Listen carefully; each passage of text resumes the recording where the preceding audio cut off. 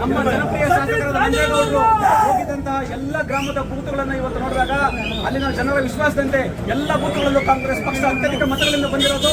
ನಮ್ಮ ಶಾಸಕರಿಗೆ ನಾವೆಲ್ಲ ತಾಲೂಕಿನ ಜನತೆ ಅವರಿಗೆ ಒಂದು ಕೃತಜ್ಞತೆಗಳನ್ನು ಹೇಳೋದಕ್ಕೆ, ಅಭಿನಂದನೆಗಳನ್ನು ಹೇಳೋದಕ್ಕೆ ಈ ಚುನಾವಣೆಗಳಲ್ಲಿ ಯಾವುದೇ ಒಂದು ವ್ಯಕ್ತಿ ಒಂದು ಜಾತಿನ ನಂಬಿಕೊಂಡು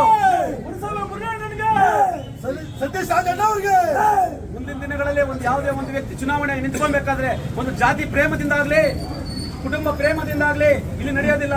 ಜನರಿಗೆ ಅಭಿವೃದ್ಧಿ ಪರವಾಗಿ ಯಾರು ಕೆಲಸ ಮಾಡ್ತಾರೆ, ಜನಪರವಾದಂತಹ ಕಾರ್ಯಕ್ರಮಗಳನ್ನು ಯಾರು ಕೊಡ್ತಾರೆ ಅವರಿಗೆ ಮತದಾರರ ಯಾವತ್ತಿದ್ರು ಕೈ ಬಿಡಲ್ಲ ಅನ್ನೋ ಉದಾಹರಣೆಯನ್ನು ಚನ್ನಪಟ್ಟಣದ ಜನತೆ ಎದ್ದು ತೋರಿಸಿದ್ದಾರೆ, ತಕ್ಕ ಪಾಠ ಕಲಿಸಿದ್ದಾರೆ. ದಯವಿಟ್ಟು ಇದು ನಾನು ಒಬ್ಬ ವ್ಯಕ್ತಿಯ ಸೋಲಲ್ಲ, NDA ಆಗಿರೋ ಸೋಲು ಒಂದು ವ್ಯಕ್ತಿ ಸೋಲಲ್ಲ ಅಂತ ಹೇಳೋದಕ್ಕೆ ಇಷ್ಟಪಡ್ತಾ ಇದ್ದೀನಿ.